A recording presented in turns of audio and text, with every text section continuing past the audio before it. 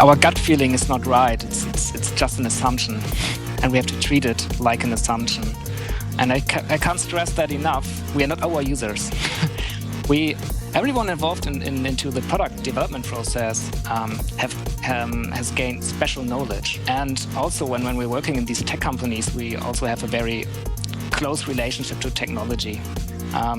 So we cannot be our users. Welcome to the User Defenders Podcast, where we interview successful UX designers who fight for the user in order to inspire and equip you to do the same. And now, here's your host, Jason Ogle. Greetings, User Defenders. Welcome to episode 26. I'm your host, Jason Ogle.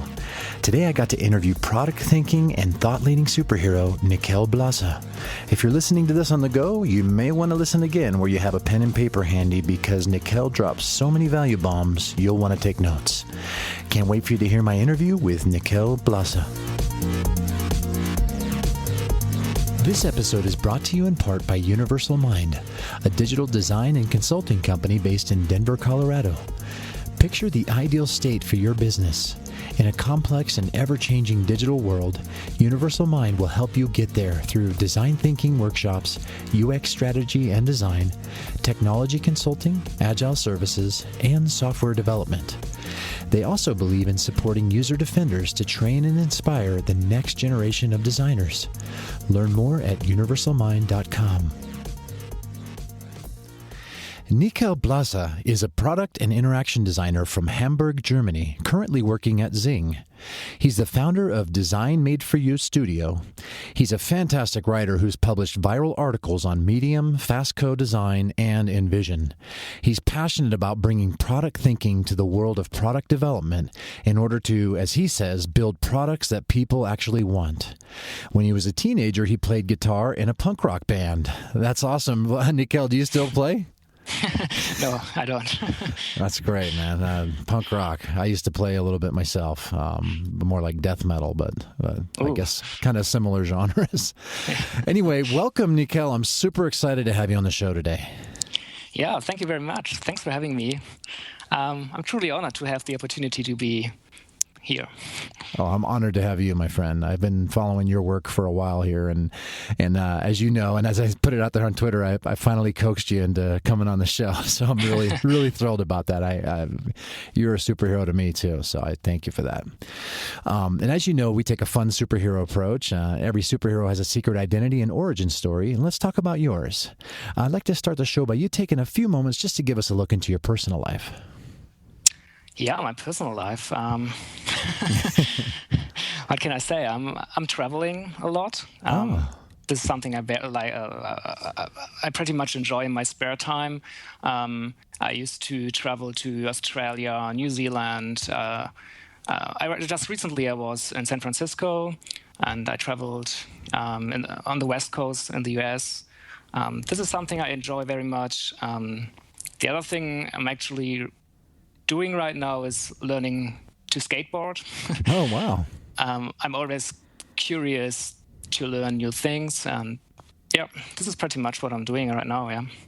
Oh, that's wonderful. Travel is a great thing. I wish I could do a little more of it myself, but I have a lot of children that would bankrupt me.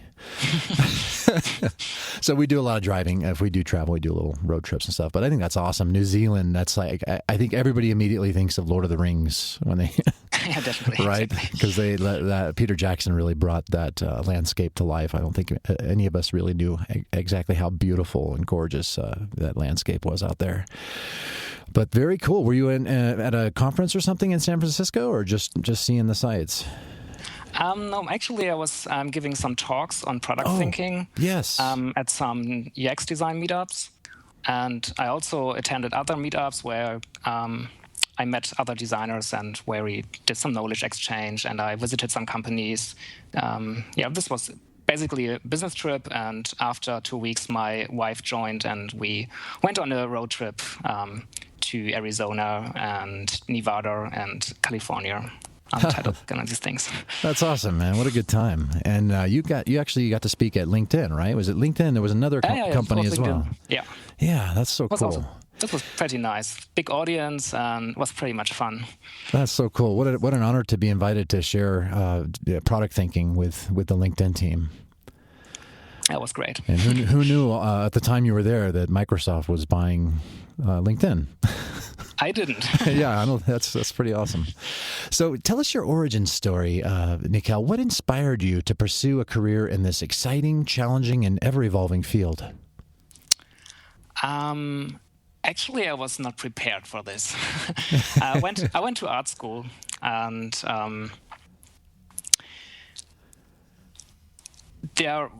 UX design was not taught there, so no one was basically teaching me what UX design is or how it works. So after art school, I started a business, or I was self-employed. I did freelance work for several companies, and I just did what I thought would be right. I didn't knew anything about user tests, about products, or about wireframes or stuff like that. I just did designs based on my gut feelings. And at some point, I realized something is wrong, because some designs didn't work out very well. And then I started to dive into UX design and learn more and more and more. And at some point in my career, I just thought, okay, I can't learn everything by myself. I need people around me that do the same things. And then I started to work at Xing, and I'm still there today. Very nice. Very nice. You seem to be enjoying working there, I would imagine. Yeah, it's great. It's a very big product organization.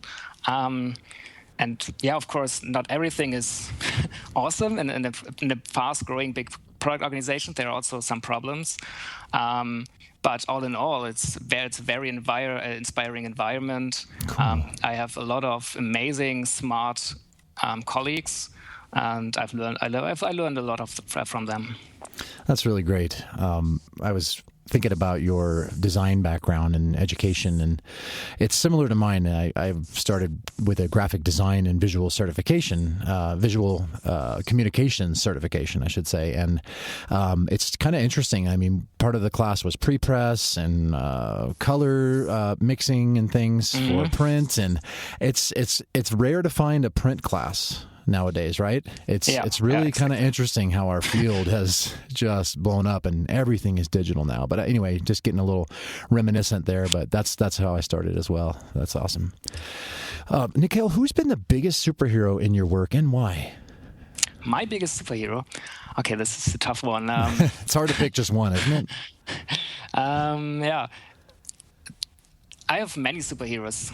As I just mentioned, everyone I'm working with is a superhero to me, and inspires me because I have so many clever, smart people around me at work, and they teach me everything they know, and I give back as lot as I can. I think the one who inspired me the most was the first product manager I used to work with at Xing, Jan Mills, and he basically taught me everything about product management. And you know, before I went to Xing, I was very deep diving into UX design, and then someone told me about product management, and I could experience both sides. So this was very, very, very cool. So he's still my superhero, I guess. That's cool. So you have a lot of experience and background in product management, at least getting into the UX field.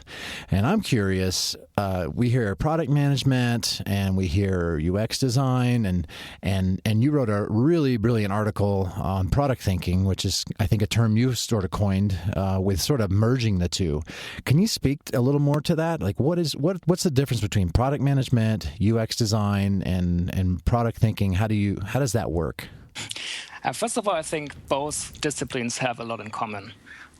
Both of them want to make a product successful, and they have a shared mindset because both of them want to solve problems for users. They have to make decisions on the strategy, on how to solve these problems, and they also need to be visionaries because we have roadmaps, right? So we have to define what we do in 2017, 2018, or 2020. And this is something that connects both disciplines. And I believe that both product management and UX design have to work very, very closely together. Because whenever a UX or a product management is treated as a service, it doesn't work anymore. So they need to work together. But what makes them different is product management is the window to the outside world. So product managers have a lot to do with stakeholder management and stuff like that. And UX designers have more to do with maybe a centralized UX team where they talk about pattern stuff and stuff like that. This is how I think about it. Yeah, that's interesting, and I was extremely inspired by my product manager as well to get into this field, to really dive deeper into UX. So yeah, there are a lot of similarities. I agree with you. If you weren't doing this for a living, what would be your second career choice and why? My second career choice, I think I would probably have become playing the guitar in a punk rock band, right? Nice, yes. And maybe I would have been more in the economics, because I think it's quite interesting, economics. So let's talk about life-altering experiences and get into your transformation. Now, as you know, every superhero has some sort of life-altering experience that helps guide their purpose and leads to a transformation where they realize the powers they have and harness them for the greater good. Now, certainly a significant among these is failure. Failure is not something we like to talk about nor put on our LinkedIn page, but it's unquestionably one of life's greatest teachers. Can you tell us a story about what's been the biggest one in your career? Yeah. I think there hasn't been this one big failure in my career yet, but I'm really looking forward to it, because without failure, there's no learning, right? Yes, amen. And without learning, there's no further development, which is bad in many ways. Good point. But I'm actually failing every day, but in small steps. I like that. I think it's very good.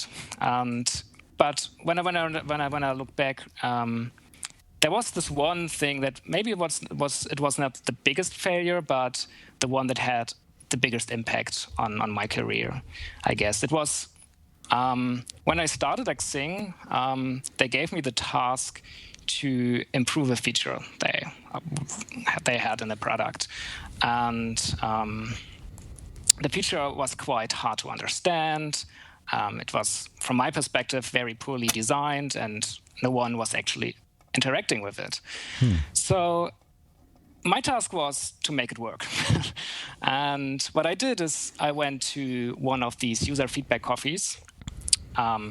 User feedback coffee is a user test format at Xing, where we invite 4 or 8 users, and you have 15 minutes and you can talk to these users. It's like speed dating, actually. And I showed them what I had done, like I improved the copy and made it more beautiful, more easy to use, and more understandable. And I showed them my solution, and the reactions were pretty good. People told me, "Yeah, I like that. I want to see that in the product. It's great." So my team and I, we built this, and after shipping it, we found out it didn't work. No one was using it. So we went back to the user feedback coffee with a new solution, and we built it, and still no one was using it. And we found ourselves in this feature death cycle. And after 3 weeks, we realized, okay, nobody wants that. There's a problem with the feature. It's not the problem that it doesn't look nice or that it is not understandable. There's something different, and I think there were mainly 3 things. The biggest problem was that I asked the user what they want, and users, they cannot tell you what they want. You have to figure it out by yourself. And Yeah, this was a great failure, maybe, and I learned basically three things from that, which was first of all that what users say they want is not necessarily what they really want. Secondly, don't spend too much time figuring out a solution when you don't know what the problem is.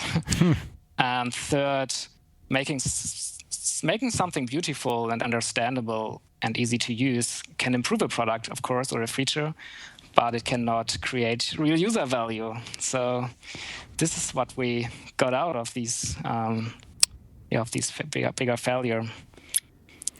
That's great. And I like how you say the user feedback coffee. I would show up just for the coffee. But I think that's a great way to really gain. They also get paid. Yeah, exactly. Oh, I already do that. No, I was kidding. No, but like you said, I love what you said. You said, I fail every day. I love that, because if we're not failing, that means we're not trying. Yeah. And as you said also so eloquently, if we're not trying, we're not growing and we're not learning, and kind of what's the point? Right? Maybe we're in the wrong field or things like that. If we lose our curiosity, I think when we stop failing and trying, we've really lost our curiosity. And this field is a large percentage curiosity about figuring out what the problems are. Like you said, users don't know what the problem is exactly. I mean, they can't explain it. They have an idea what the problem is. They just have trouble explaining what it is and how to solve it. So that's really our jobs, right, to do that. Yeah, exactly. And I love in your product thinking article how you say it's not, this was really cool what you said. You said it's not just designers being hired to design the product is actually being hired. And not the features. Yeah, I thought that was really insightful, because we don't really think about our products as being employable. But in many ways they are, and that's what our businesses are paying for, right? They're paying not just us to design it, but there's a lot of outlets that come out of the pockets, right, for a business to design a product, and a lot of different departments and different initiatives that must take place that cost money to design an effective product. So I think the other takeaway I got from that is really kind of subtly pointing to the value and investment our businesses have in their designers as well. Do you think there's a lack of empathy among designers for their businesses? Yeah, I think so. Sometimes, not everywhere, but sometimes I have the feeling there is. And I think this is also a problem, or it can be a problem. I see more and more UX designers that are kind of frustrated because they want the business to do things they want, like improving on button colors or on white space and typography and stuff like that. And the business is not interested, because they say, why should I invest thousands of dollars or euros into typography? What do I get? What get I out of this? What is the impact? What's the ROI? Right? Yeah, and and designers, they become frustrated, and because no one is listening to them. So, and I think when designers think more in terms of a business, they understand. Okay, if I go to an executive and tell them maybe please improve the typography, they won't do it. But when I tell them I have tested it and I think we can save thousands of dollars just by changing the typography, you will get heard. That is really insightful. That's a great takeaway for all of us, for us defenders, to really think about when we feel strongly about a design, and certainly design aesthetics. Those are important things. Simplicity, UI, those are really important things. But when we feel really strongly about something that may seem as minimal as a color or a typeface, things like that, what better way to get buy-in and also to build trust as a designer on our teams and with our stakeholders in business than to say, you know what, I know this doesn't seem like a big deal, but can I test this? can we just test this and see if we get any lift, look at the data after. I think it's a great way to sort of bring UX into maybe an environment that doesn't have a really strong presence yet. Maybe the team of one is trying to kind of instill that. But what a great way to build trust too for the business, to say, I think, like, my gut's telling me, I'm assuming that we can really actually have more success if we try this, if we do this, and let's do a quick test, right? Yeah, well, when you want to convince a stakeholder, you have to give them facts they care about. And these facts are normally written down in KPIs, like activity, new members, or paying customers. And when you do that, you can easily convince them. That's true. That's great. Great takeaway. Do you have a story of something really crazy or super awkward that happened during user testing? Speaking of which, I think every user test is crazy, awkward, because you go there with your best intentions, and people quickly turn your world upside down. So if you're afraid of failing, user testing is definitely not for you. Oh, wow. But actually, I've never experienced something really crazy from the users, I must admit, but more from the interviewers. Oh, wow. Tell us a story. Yeah, there was this one story of an interviewer who asked the participant, do you want to pay for this? And how much would you pay for it? And honestly, you cannot expect a proper answer. It doesn't work like this. A willingness to pay cannot be inquired. It must be observed. And it was silly. Oh, so wow. you can never ask customers how they will behave. Yeah, that's a good one. You will never get an honest answer, because they simply don't know how they will behave in a certain situation. It's impossible. Wow. There's so many problems with that question. And I think the two main ones is, first of all, it's a yes or no answer, which you're not going to get very much data, right? Secondly, it seems like it's more focused on the solution versus the problem, right? The outcome versus the journey, the outcome versus the value. And I think that was also something that kind of I thought of as well. It's like we need to really bring value before we start thinking about money, right? I mean, money's certainly part of it, but I mean, I always kind of think about in the Facebook movie. Did you see that? The Facebook movie? Yeah, I did. You remember how the guy playing Mark Zuckerberg was like, hey, let's make it cool and then we'll figure out how to make money off it, right? Yeah. Let's make this like something that people can't live without, sort of like let's create something that just is revolutionary and the money will follow. Yeah. So yeah, exactly. You have to prove that you delivered value to the users, like tested. And when you found out, okay, I can prove it with numbers, I found something that people consider valuable, then you can think about, okay, how can I make money out of it? The question is not sexy, I think, but in the end, every business works like that. We have to make money out of value we provide. Amen. And that's the constant tug of war, right, with our roles? Yeah. Right. So absolutely. And you're doing an awesome job of articulating this problem and offering some really, really great solutions too, and food for thought. So definitely going to point the defenders to your articles that have gotten a lot of traction, man. They really have. How did you do that? I was also surprised. I think you have like 5.6 thousand hearts on your product thinking. Yeah, medium. and actually I don't know why. I do. It's really great. I didn't wrote it for this big audience. I just wrote it because it was something I wanted to put down. I wanted to put my thoughts into an article. I was very, very surprised that people liked it so a lot. Wow. Well done, my friend. Keep it up. What's your design superpower, Nikkel? Oh, my God. My design superpower. I think I'm very good at solving complex problems. I love to work on challenging projects, especially when most people say it cannot be done, because it gets me incredibly motivated to make it work. Love that. And actually, I've always enjoyed to do what people say I cannot do.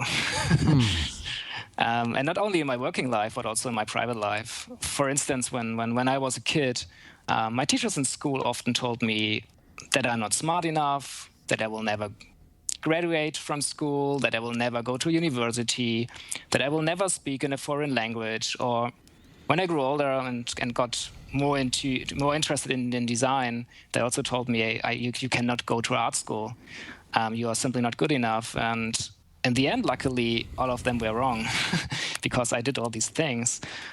So I think this is the reason why I get so motivated when people tell me you cannot do that.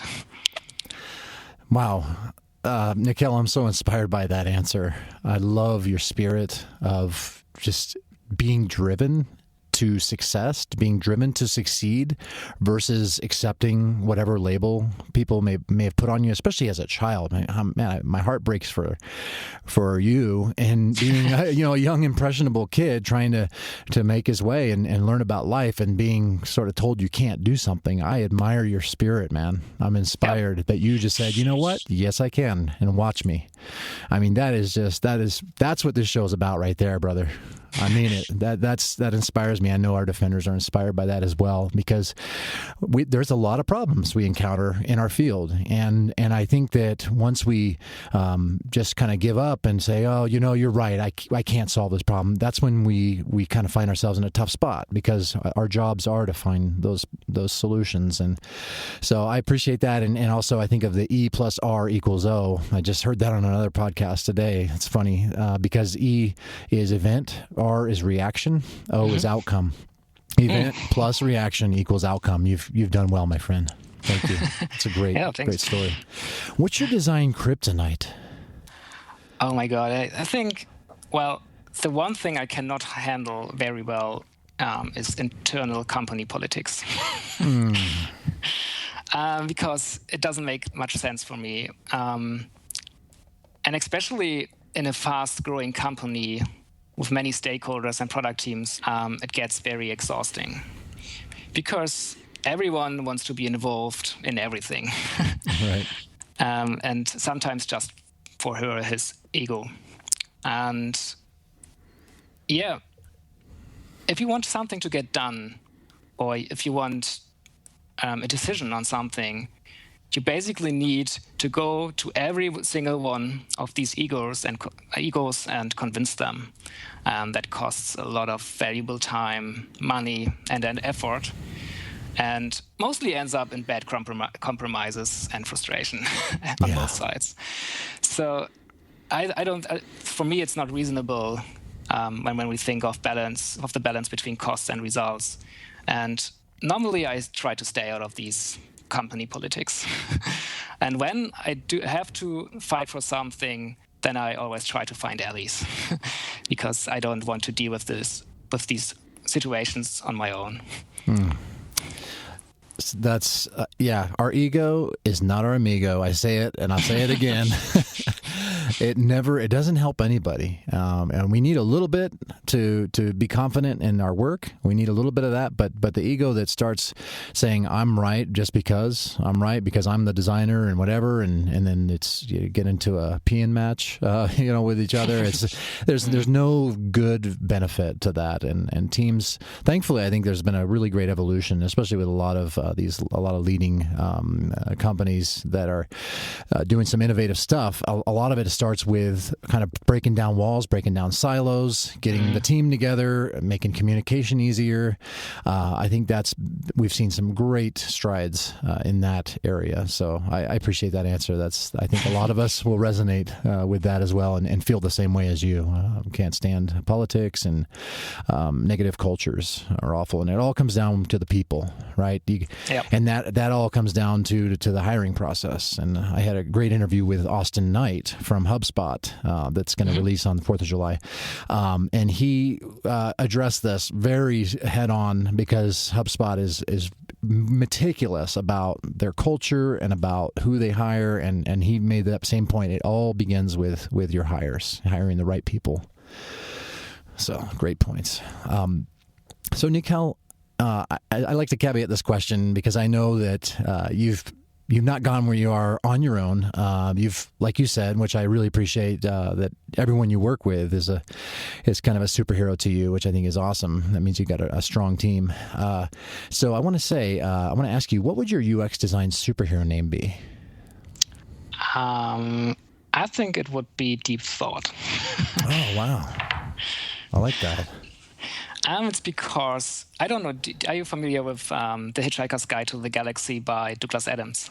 I'm familiar with that only because I played the video game on my old Apple IIe, but I've not seen the movie. It's a great book. You should read it. Book. Okay. It's very nice. And in this book, there's this supercomputer, which is called Deep Thought, and it was built to come up with the answer to the ultimate question of life, the universe, and everything.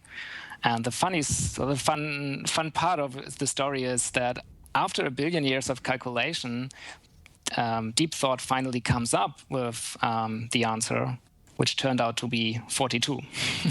Oh, wow. And eventually Deep Thought tells the receivers of the answer, I think the problem, to be quite honest with you, is that you have never actually known what the question was. And I think this reflects a lot to myself. I strongly believe in deep thinking. I think there's nothing that can replace that, no matter what. So no framework, no fancy method, or no feedback can replace deep thinking. And whenever I tackle complex problems, I start by very, very deeply thinking about it, because for me it's the only way it goes. And when I have stopped thinking about it and came to a conclusion, then I go to colleagues and ask for feedback, and then I start thinking again. I think that's a great superhero name for you, and it's totally fitting. I'm reflecting on how we're never bored anymore. And a lot of it has to do with our devices and all the things, the distractions, the billboards, you name it. There's always something else. Like if we're in line now, we can just pull out our phone, right, and escape a little bit. But I feel like what we are lacking in, and the deficit that we're having is in having those deep thoughts. When do we find time to do that?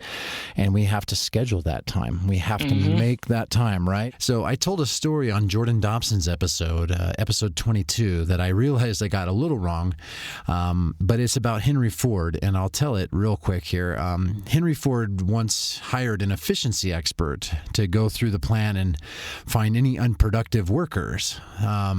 So this expert made his rounds and clipboard in hand to try to find these perpetrators, and he returned to Henry's office and said, I found the problem with one of your administrators. And he said something like, every time I walked by, he was sitting with his feet propped up on the desk.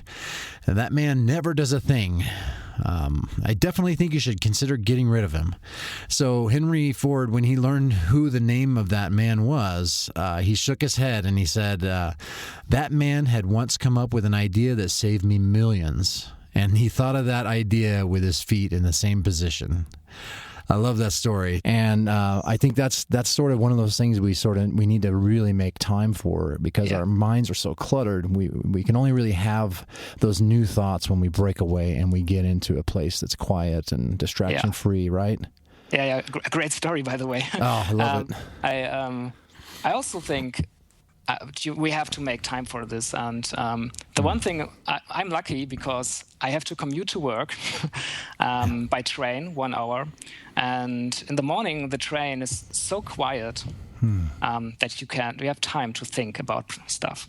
And I enjoy this really pretty much. And I have to say that my best ideas I got from these train rides, and not from the office, where it's always noisy and loud and people are asking you stuff and meetings and stuff like that.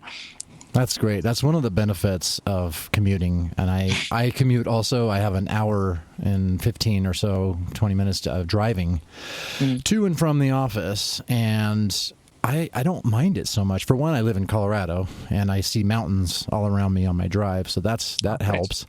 But my car's a rolling university, man. I've got podcasts, I've got Audible, right? I mean, I have a lot of nice, quiet meditation time even in my car. It's really great. So I guess that's the trade-off, right? I mean, I'm spending a lot on gas, and sometimes I'd just rather be home to be able to teleport over. But you know what? I think there's a lot of value, and to be honest with you, this podcast, the idea of this podcast came through a commute. One of my drives, I'm serious, one of my drives to work, I was listening to my Spotify playlist, a song by Morgan Page. Morgan Page came on called Fight For You, and it just opened up and unlocked something in my head about this user defenders community, about fighting for the users, and that was a result of my drive, so I appreciate the value of that. Yeah, great. The way back from home to work, I also use I always use the time to listen to podcasts. Oh, awesome! This is one of them, right? Yep, this is one of them. That's great. There's a lot of really great shows out there now. So that's I'm honored. I'm honored that you like the show, and you've been with us. You've been with the show from the beginning. So that means a lot. So and speaking of all these things seem to segue, but speaking of Tron and fighting for the users, one of my favorite lines from Tron was when he said, "I fight for the users." How do you fight for your users? I think I fight for building products around people problems and not company problems. By being user-centered, which means solving user problems and making a business out of it, and not solving a company's problem, paying customers out of it, which never works. Damn. I always try to keep the focus on the user. So one of the things I do is I help my team and stakeholders to create empathy with the users and their problems, and to prevent us from building our products and features for the wrong target audience or serving the wrong problems. Because this is something I see in a lot of other product teams and other businesses, that people sometimes build products based on their own personal bias, behaviors, and opinions. So they trust more their gut feeling than facts, and I think we have to prevent that. We have to avoid that, and our gut feeling is not right. It's just an assumption, right. And we have to treat it like an assumption. And I can't stress that enough. We are not our users. Everyone involved into the product development process has gained special knowledge. And also, when we're working in these tech companies, we also have a very close relationship to technology. So we cannot be our users. I think André Glusman puts it very well. He calls it the Malkovich bias, which is the notion that everyone uses technology the same way you do. And I think our users are very likely completely different from us. And it's often hard for people to accept that the users are not, that they are not users. So what I do is I try to share user test results as often as I can. I try to create empathy by sharing interview videos or hanging up posters on the walls or just talking to my colleagues. I think this is how I fight for the users. Oh, man. Great answer. And I love how what we do in our field is almost like so scientific. Like there's so many correlations with science and with UX. And Jeff Godhelf, I think in Lean UX, really spelled a lot of that out and articulated that really well. Have you read that book? Yes, I did. Yeah, it's a great correlation. But, oh, man, good answer. So this is the last one of this segment, but it's one of my favorites, and we're always thinking about the future. We work in a very futuristic field, and people now realize the value of design and actually won't accept anything but good design in many ways. So what does the future of UX look like to you? So for me, UX design must evolve in order to stay relevant in the future, I think. Because our craft needs to move forward and adapt to new upcoming tasks. For example, we cannot be any longer lone fighters. We have to become team players. We have to enable whole product teams to think in users and user problems and in UX. So we will be more, I think, enablers in the future. And I also think that our job titles will be vanish, that they vanish. I think in favor of more roles we have to take on. Because we have our main task is not to build the best graphical representation of a product.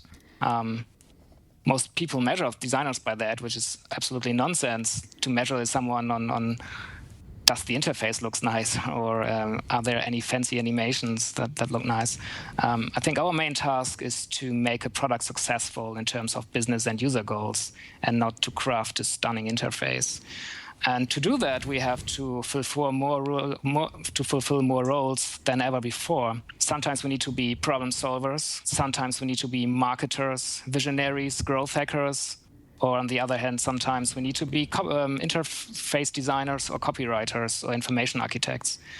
And I think at the moment our job titles don't reflect all that. So this is why I think design titles might vanish in favor of various roles in the future. And that UX will take over more roles than right now. And I also think that the UX design role will be, or the UX design as a profession will be separated into two big areas. I think the one is the graphical representation of the product, which is the interface, UI design, where designers will take care on the interface, on motion design, on sound design, visual design, on the copy and stuff like that. And on the other hand, the second area would be product design, where designers will take care on problems to solve. They will understand the product more as a holistic, complex system, from acquisition to onboarding, to make user active until to make users paying customers.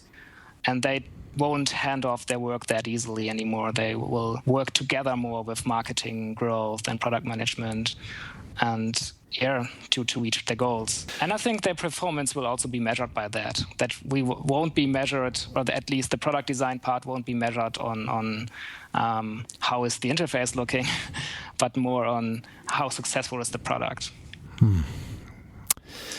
So much there to take in, Nikkel. You are a deep thinker, my friend, because you really are thinking about every aspect of what we do, of this field, and of what success looks like. And I believe that this field is evolving in ways that we never imagined first starting out, and we were just web designers, and it really was more about making something really cool. And I do miss some of that. I do. Honestly, I miss not having like a lot of rules as a creative person, as a designer, and just trying to push the envelope. But we've evolved so much now, and there's so much noise and so many people on the internet now.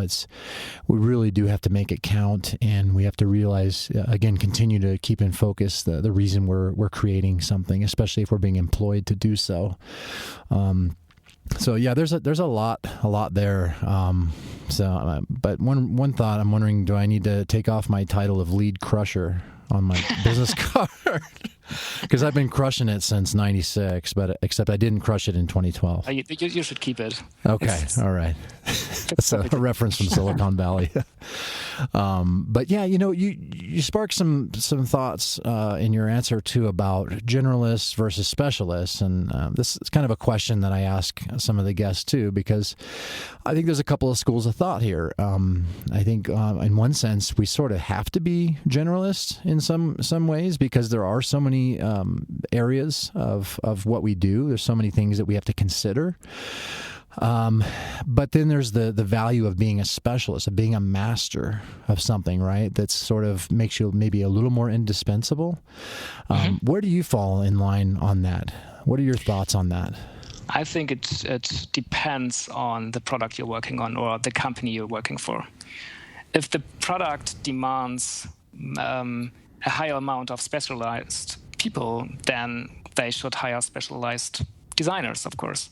And sometimes a company like a startup needs more generalists because a designer needs to fulfill more roles than someone who is very specialized in something. So it really depends on the company and the product. But I think normally you want to have both of them. For sometimes, for different tasks, you need both. That's a good answer. Nikkel, let's wrap up the show with imparting of superpowers. What's one habit that you believe contributes to your success? Of course, deep thinking. Deep thinking. I was going to say. The other thing is collaboration with my colleagues, with product managers, with people from marketing, with team leads, UX directors, stakeholders, with all the people I have to work with at work that are a big inspiration on me. That's awesome. It sounds like you have a great team and some good leadership over there at Zing. Yes, I have. And I'm very lucky about this, I think. That's great. And you've certainly stepped up in the leadership role as well, especially with, you certainly are a thought leader. Not only within your organization, but I mean in our field, and I think that 5.6 thousand hearts and counting on your article is proof of that. So, I have to put this in my CV, thought leader. Yes, man, come on. Maybe when I lose my job title, maybe I can be a thought leader. Just become a thought leader. Great. Yes, totally. So, Nikkel, what's your most invincible UX resource or tool you can recommend to our listeners?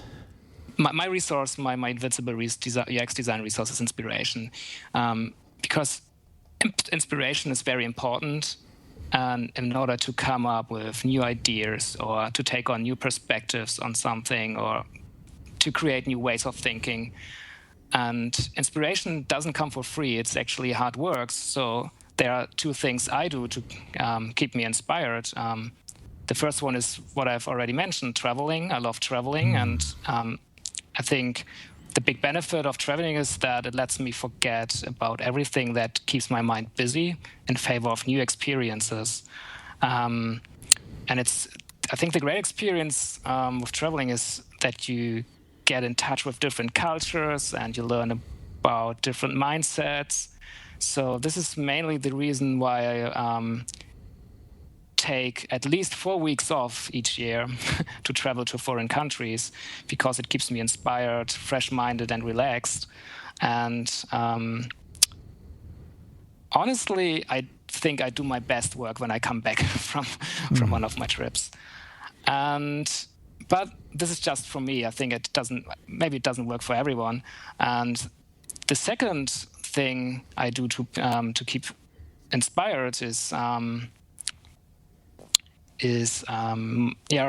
to approach my amazing smart colleagues, because you can learn so much from the people you're working with. And actually, everything I learned from someone at work. Wow. It's incredible what you can learn from the people that surround you, but you have to approach them. And this is my second source of inspiration. Oh, that's good. That's really good. I think we can learn something from everyone around us, as long as we're paying attention, right? As long as we're desiring to learn. And that could also be what not to do as well, but that's still learning, right? Yeah, it is. But, exactly. That's awesome. If you could recommend one book to our listeners, what would it be and why? Honestly, I have to admit that I don't read many books on UX. Okay. I prefer to watch conference talks or to attend UX meetups or to read up-to-date articles on blogs like Medium or Intercom or InVision. Usually, there are no good books on the topics I'm working on out there.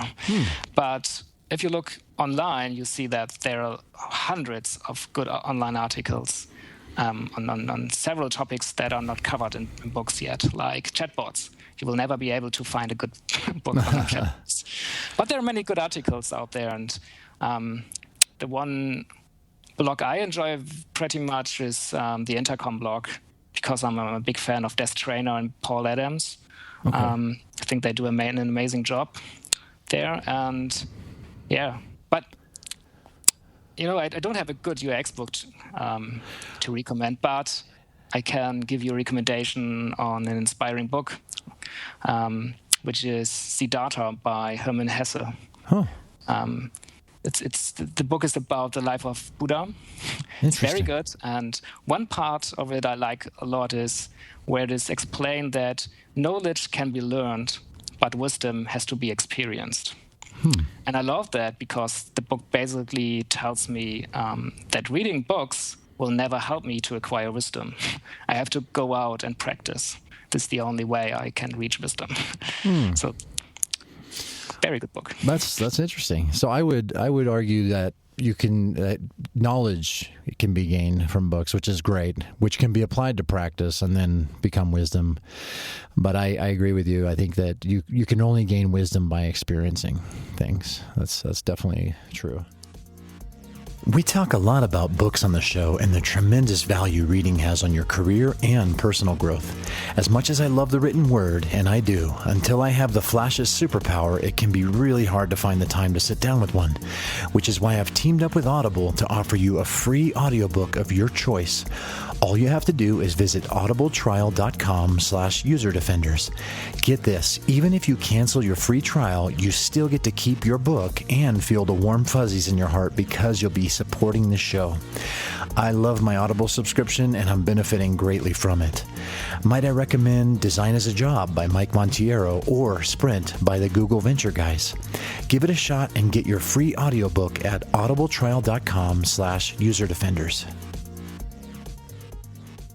What would be your favorite conference? Like, is there a conference video that you kind of find yourself going back to again and again? I like Mind the Product on the one hand side, and on the other hand, I attended at least the last 2 years the UX London. UX London was pretty cool, and they have basically 3 days, and the first day is always about product. The second one, I think it was users, and the third one is about platforms. And they have a lot of inspiring talks there. But I don't think that they put it online. I don't really know. But the Mind the Product conference, they have a lot of videos you can watch. Yes. It's funny because a friend sent me a link to one of the talks, and it's still sitting in my browser tab. I need to make sure I watch it. Yeah. So now with your endorsement, I'm definitely going to watch it. So awesome. So this is the last question of this segment. It's one of my favorites. It's what's your best advice for aspiring UX design superheroes? 3 things. Okay, cool. Never stop learning. Practice as often as you can, and stay curious. For instance, quite recently, I started to learn to skateboard.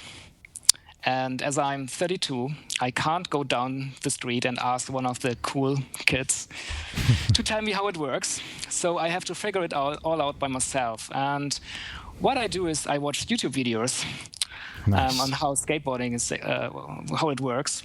And one thing every skateboarding instructor basically tells me is in these videos is practice skateboarding every single day.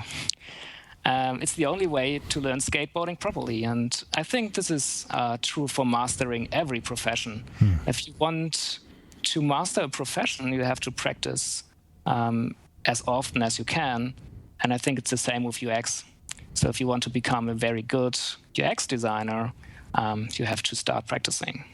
And practicing at least every day, and then share your results with others to get feedback. And when you, for example, read a book about design, apply what you have learned and share it with others. So I think the secret of mastering a profession always lies in practicing. And there's no other way, or there's no easy way. Fully agree. Practice makes better. I say better because no one's perfect. But you know what? We get better the more we do things. I couldn't agree more. Nikkel, as we close, can you tell us about the one thing you're working on that you're most excited about?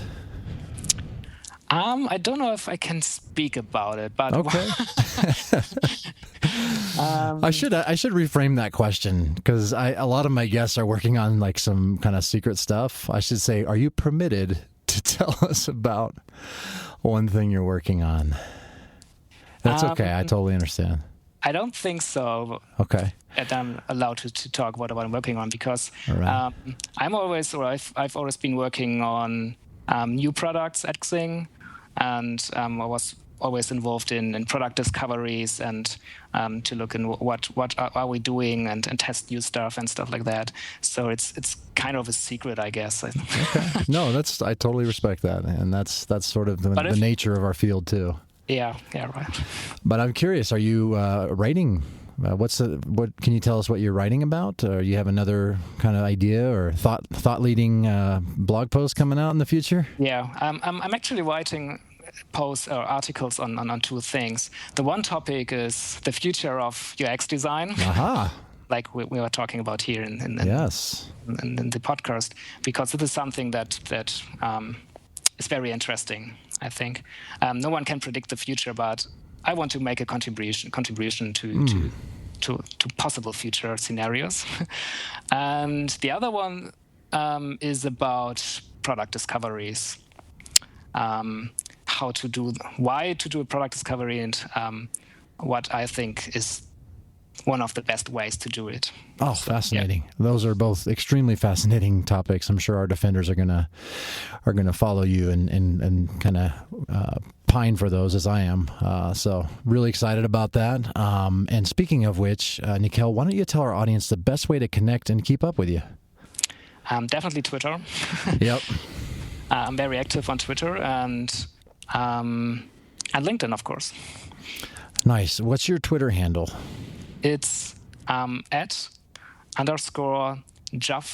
Oh no, it's it's @Juff_designer.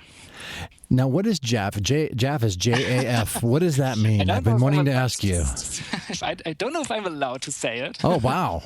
In the public, but it stands for just another thing. Oh. Why didn't I see that coming? The first email correspondence we had, you used that email, that URL. So that's okay. Thank you. The mystery solved. It's solved. Awesome. All right. Well, hey, Nikkel, thank you so much for being here today. It's been an absolute pleasure and honor chatting with you. Keep deep thinking, keep writing, keep practicing what you do. And I just want to say, fight on, my friend. Yeah, thank you pretty much for having me. It was awesome. Pretty much fun. Thanks.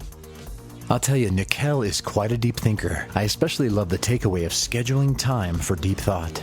Nikkel and I both have come up with some pretty great ideas that way, including this show for me. I can't recommend it enough, Defenders. I'm super honored to announce that Nikkel decided to publish his next groundbreaking article with me to complement his episode. It's very appropriately titled The Future of UX Design. He knocked it out of the park again, and I know everyone will be talking about this. You can check it out on the User Defenders Medium publication at userdefenders.com/pub. Don't forget to slap that heart and share it on Twitter to help get the word out. Extra, read all about it. Join the bi-weekly bugle to stay abreast, such a weird word, of the latest goings-on with this show and be among the first to read my usable thoughts. Go to userdefenders.com/join. And I'm super excited to announce my next interview is with everyone's favorite UX design superhero, former MailChimp UX director and now VP of Design Education at Envision, Aaron Walter.